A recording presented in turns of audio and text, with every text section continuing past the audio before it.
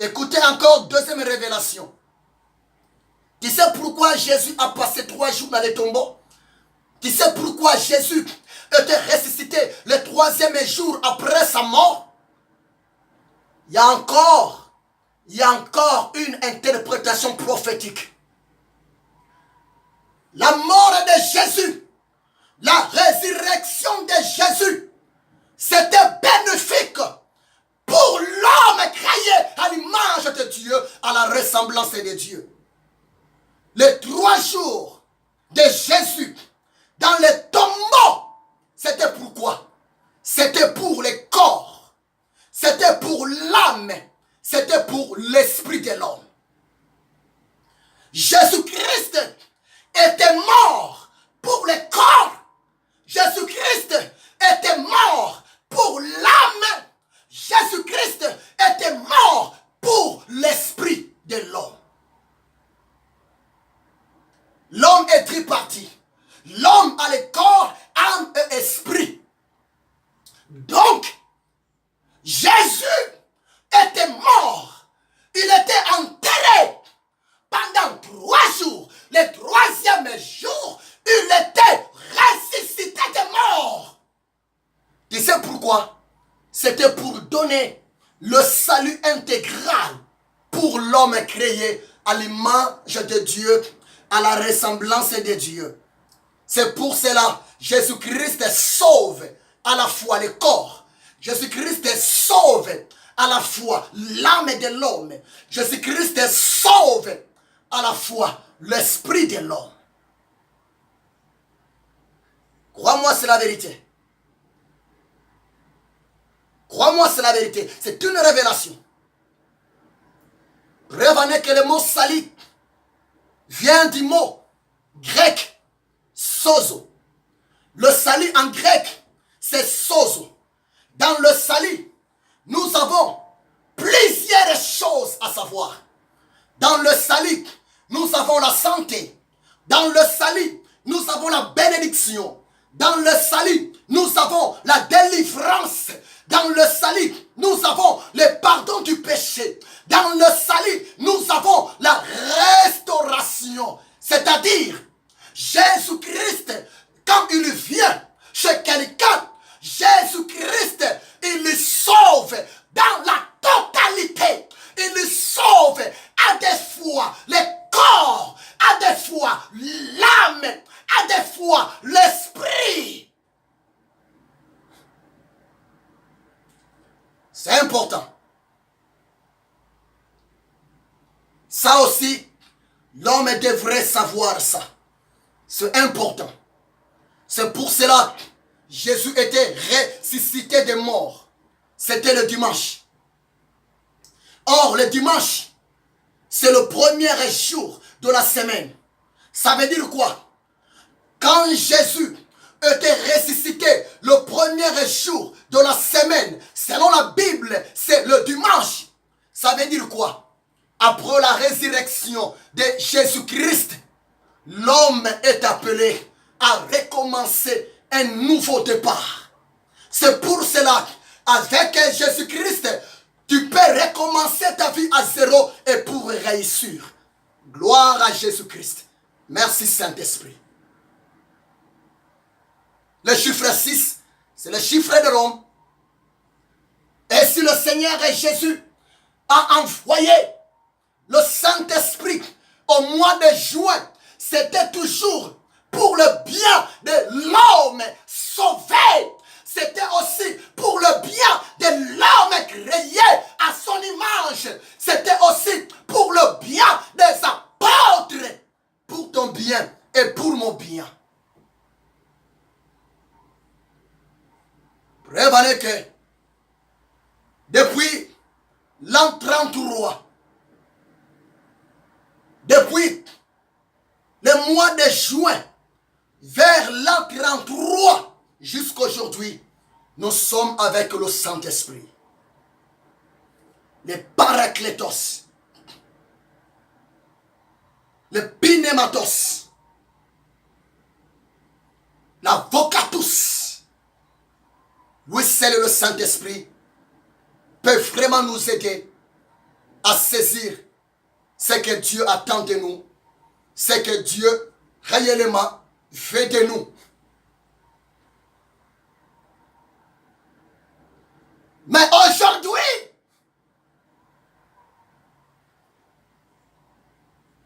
je vais parler le sous-thème. C'est quoi?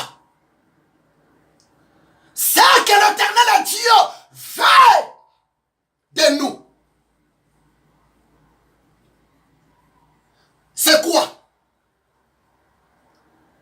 C'est de vivre dans la sanctification.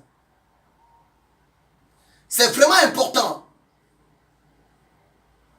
Ce message est pour toi, chrétien. Et tant que la réserve de Dieu, et tant que les missionnaires de l'Éternel Dieu envoyés par l'Éternel dans le corps de Christ, mon travail, c'est de t'aider, c'est de te préparer ensemble avec le Saint-Esprit. Tu sais pourquoi? Parce que ce dimanche, c'est la Pentecôte. Mais comment tu veux vivre la Pentecôte sans la sanctification? Alléluia. Ah, bien-aimé.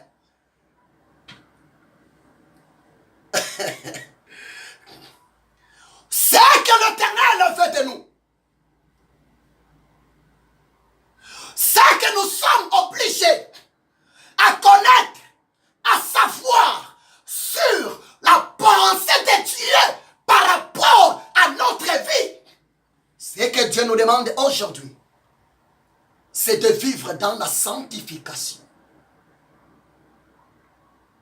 La sanctification. Mes amis, la sanctification, ça c'est le message pour le chrétien.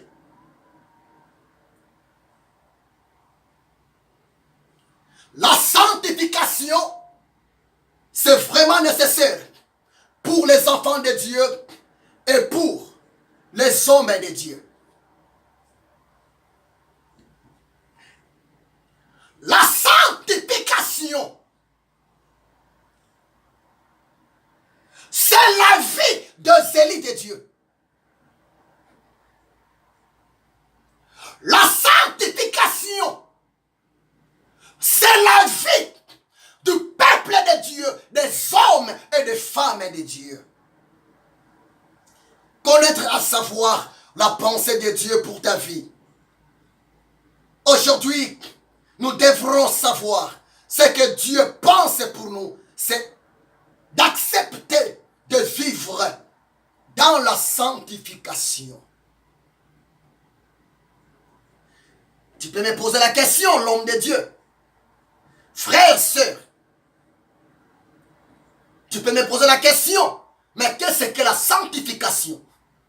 C'est quoi la sanctification? Que signifie la sanctification? C'est simple. Trop simple. Le mot sanctification vient du mot hébreu, kadosh. Sanctification en hébreu, kadosh. Kadosh, que voulait seulement dire être mis à part. Être sacré pour Dieu. C'est ça la sanctification. C'est de rester dans la communion permanente 24 heures sur 24 heures avec Dieu. C'est ça la sanctification. Sanctification kadosh en hébreu, ça voulait encore dire ceci. Je suis avec le méchant, mais je ne vis pas comme le méchant. Le mot sanctification en hébreu, kadosh, ça veut dire encore ceci. Je suis né dans une famille qui pratique de la sorcellerie. Mais moi, je ne pratique pas de la sorcellerie. C'est ça le mot sanctification. Kadosh. Le mot sanctification, kadosh, ça veut dire quoi? Ça veut dire ceci. Je vis avec une femme qui ne craint pas Dieu, avec un homme qui ne craint pas Dieu, qui détruit son corps par des boissons alcooliques, par des drogues. Mais moi, je n'utilise pas la boisson alcoolique. Je n'utilise pas des drogues parce que mon corps est le temple du Saint-Esprit. C'est ça le mot sanctification. C'est vraiment important. Ce que Dieu attend de toi, c'est de vivre dans la sanctification. Revenez qu'un jour, dans la Bible, l'Éternel Dieu lança son appel à Abraham. Abraham, il était né où? Abraham était né en Mésopotamie. La Mésopotamie, c'est l'Irak actuel. Abraham, dans son pays natal, il vivait dans la maison de son père. Le papa d'Abraham, son nom, c'est Terah.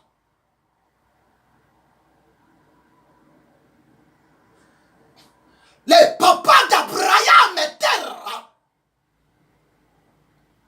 il ne craignait pas Dieu. Le papa d'Abraham et Terah, il pratiquait de la magie. Il était féticheur. Il était sorcier. Il était charlatan. Le papa d'Abraham et Terah, il était, soi-disant, un guérisseur. Mais écoutez-moi très bien.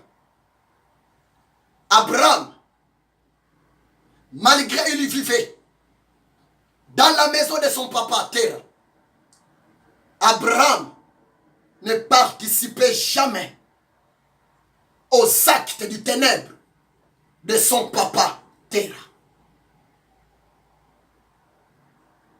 Abraham, malgré, il vivait ensemble avec le charlatan, le sorcier, le féticheur, son papa. Mais Abraham ne se confiait jamais au travail de son papa. Voire même, Abraham a des fois, il doutait au travail de son papa, Terah. Tu sais pourquoi? C'est parce que depuis la maison de son père, Abraham, il avait déjà une femme au nom de Sarai. Et Sarai était stérile. Sarai n'enfantait pas. Et Abraham se disait, si réellement mon papa Terah possède de la puissance de guérir le malade, si réellement mon papa Terah est un homme de solution pour les problèmes de nécessité, il devrait commencer commencer d'abord par résoudre les problèmes de son fils, Abraham. C'est pour cela Abraham doutait, Abraham rigolait, Abraham ne croyait jamais au travail, aux œuvres du ténèbre de son papa, Terre. Et tellement l'Éternel est Dieu, depuis le ciel, il sonde le cœur et le rein. L'Éternel est Dieu a vu le cœur d'Abraham depuis la Mésopotamie, depuis la maison de son papa, depuis l'Irak. Abraham ne pratiquait jamais le même œuvre que son papa. En quelque sorte, Abraham craignait Dieu. C'est pour cela, si vous lisez Genèse chapitre 12, versets 1 à 3, si vous lisez la Bible dans Genèse 12, 1 à 3, là-bas la Bible nous parle sur la vocation d'Abraham par l'Éternel Dieu. Je ne sais pas c'était à peu près quelle heure. Est-ce que c'était le matin? Je ne sais pas. Est-ce que c'était le soir? Je ne sais pas. Mais la Bible nous dit, un jour, depuis la Mésopotamie, un jour, depuis l'Irak, l'Éternel Dieu lança son appel à Abraham. Dieu dira à Abraham, Abraham, quitte la maison de ton père. Quitte la maison de ton papa, Terah. Et voire même,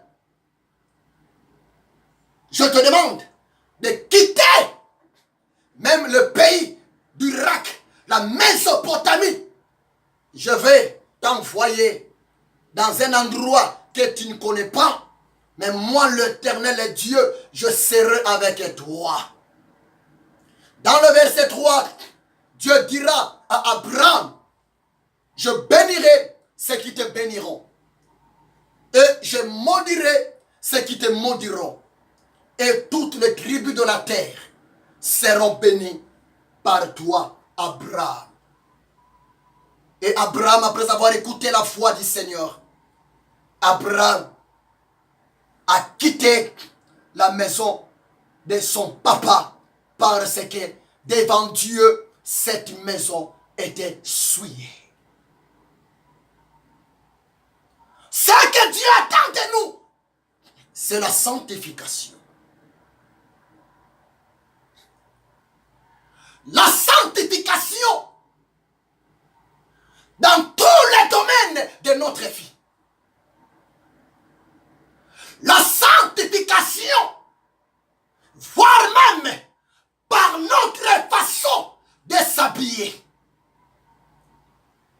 La sanctification, voire même par notre façon de vivre journalièrement. C'est important.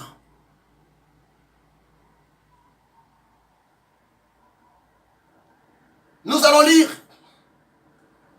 1 Thessaloniciens, chapitre 4, versets 3 à 4 et virgule, versets 7 à 8.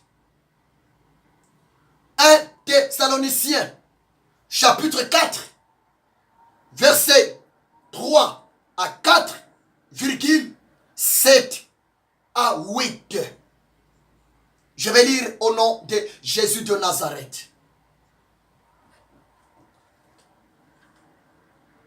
Ce que Dieu veut,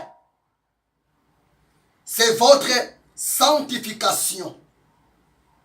C'est que vous vous absteniez de la débauche. C'est que chacun de vous sache posséder son corps dans la sainteté et l'honnêteté. Car Dieu ne nous a pas appelés à l'impureté, mais à la sanctification. Celui donc qui rejette ces préceptes, ne rejetez pas un homme, mais Dieu qui vous a aussi donné son Saint-Esprit. Amen. Voilà. La Bible déclare: l'une des pensées de Dieu pour moi, l'une des pensées de Dieu pour toi, bien-aimé, ce que Dieu veut, c'est de vivre dans la sanctification. Ça veut dire quoi? Ce que Dieu veut, c'est de vivre pas comme les gens de ce monde. Ce que Dieu veut, c'est de vivre différemment par rapport à toutes les personnes qui n'ont jamais encore rencontré Jésus dans sa vie comme Seigneur et Sauveur.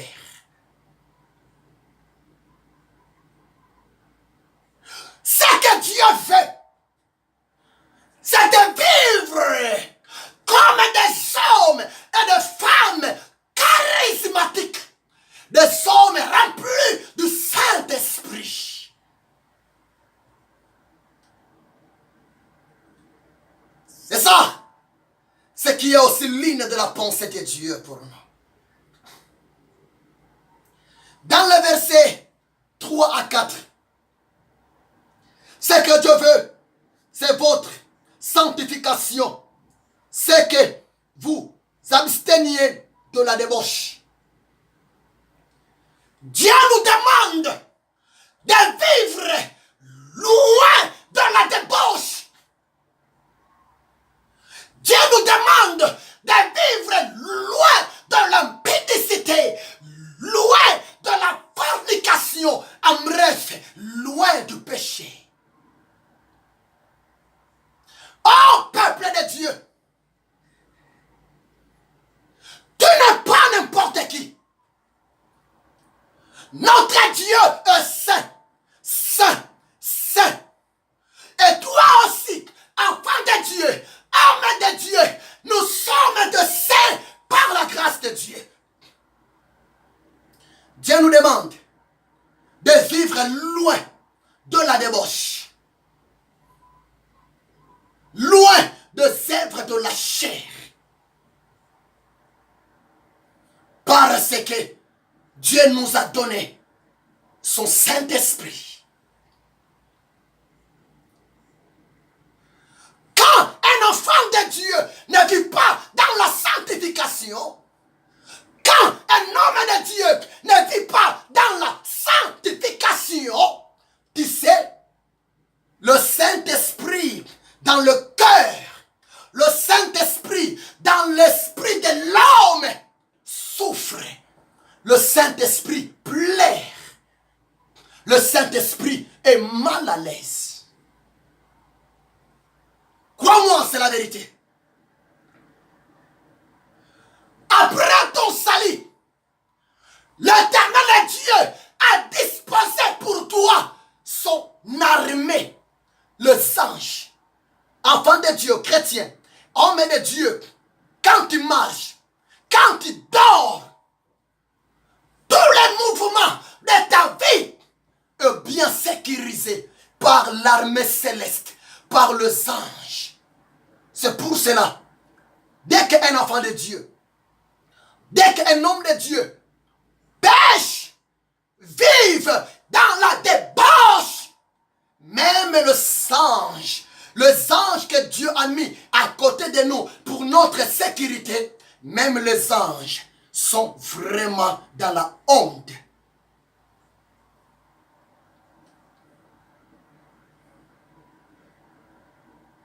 Connaître à savoir la pensée de Dieu.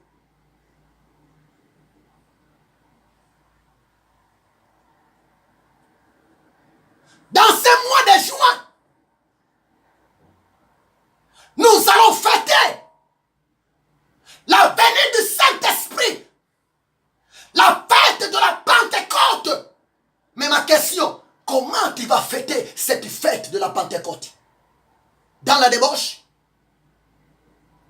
Et vous savez, c'est dimanche le 9 juin.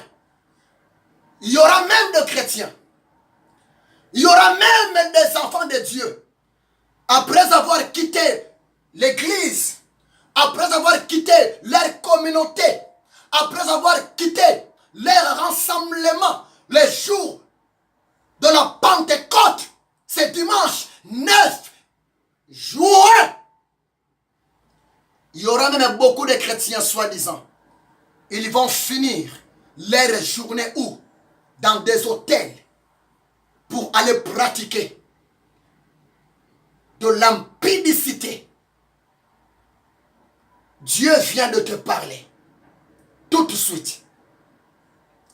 Écoutez la voix du Seigneur. Je suis le prophète de l'Éternel, la réserve de Dieu en ce temps de la fin. Si ma soeur, si mon frère t'a déjà planifié un programme avec votre copain ce dimanche, après avoir quitté l'église, vous allez encore fêter à l'hôtel par l'impudicité. Le Saint-Esprit m'a dit de te dire, n'allez pas. Parce que Dieu vient de te parler tout de suite. Nilez votre rendez-vous. Romains chapitre 6, verset 23. La Bible déclare, car le salaire du péché, c'est la mort. Ézéchiel chapitre 18, verset 4. Ainsi dit l'Éternel, l'âme qui pêche, c'est celle qui mourra. Romains 3, verset 23. Ainsi dit l'Éternel, tous ont péché et sont privés de la gloire de Dieu. Craignons Dieu. Le mois de juin, c'est le mois de la visitation du Saint-Esprit. À partir de maintenant, décide-toi de te séparer de ta vie de débauche, de ta vie de l'infidélité, de ta vie de la sorcellerie, de ta vie impure. Parce que tu es le choix de Dieu. L'Éternel Dieu t'aime. L'Éternel veut te bénir cette année 2019. L'Éternel veut te lever cette année 2019. L'Éternel veut te rendre grand cette année 2019. L'Éternel veut t'exaucer cette année 2019. Mais écoutez-moi bien. L'Éternel est Dieu. Avant de bénir quelqu'un, d'abord Dieu donne la promesse. Pourquoi? C'est pour préparer la personne. Dieu vient de te parler.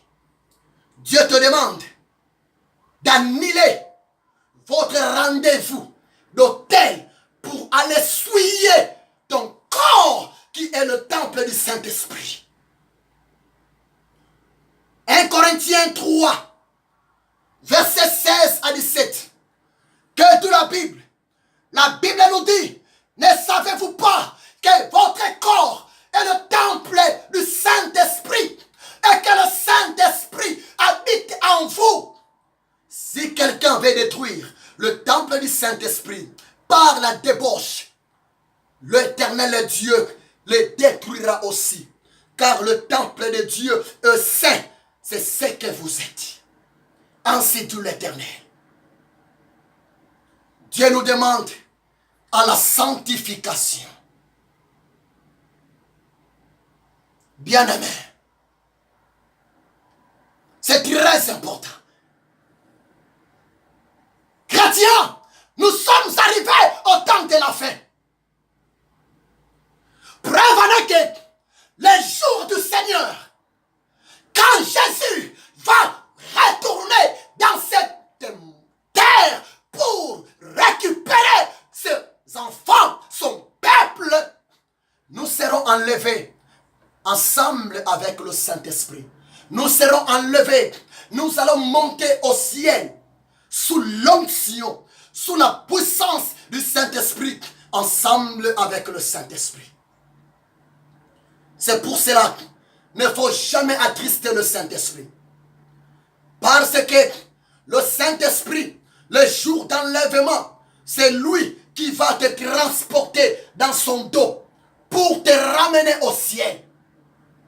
Saint-Esprit, le jour d'enlèvement, c'est lui qui va jouer le rôle de votre avion. C'est lui qui va jouer le rôle de votre transport céleste pour monter au ciel. Craignons Dieu. Allez fêter la Pentecôte dans la crainte de Dieu, dans la sanctification. Parce que l'Éternel veut de nous la sanctification. La Bible dit, dans le verset 8, c'est lui donc qui rejette ses préceptes. Ne rejetez pas un homme, mais Dieu qui vous a aussi donné son Saint-Esprit. Tu peux me zapper. Tu peux rejeter ma prédication, mon message. Eh bien, écoutez-moi très bien. Ce n'est pas moi qui va être rejeté auprès de toi, mais qui va rejeter la parole de Dieu. Ma sœur, mon frère, Dieu t'aime. La sanctification te permettra de palper la réalité de la parole de Dieu dans ta vie. Que personne ne te trompe. J'ai entendu d'autres collègues prédicateurs qui prêchent le peuple de Dieu en disant que nous sommes au temps de la grâce. Dieu bénit en fermant les yeux. Dieu bénit. Il fait sa grâce à qui il veut. Oui. Dieu bénit en fermant les yeux. Non, bien-aimé. Non. Lisez très bien la parole de Dieu. Lisez très bien. Hébreux 12, verset 14.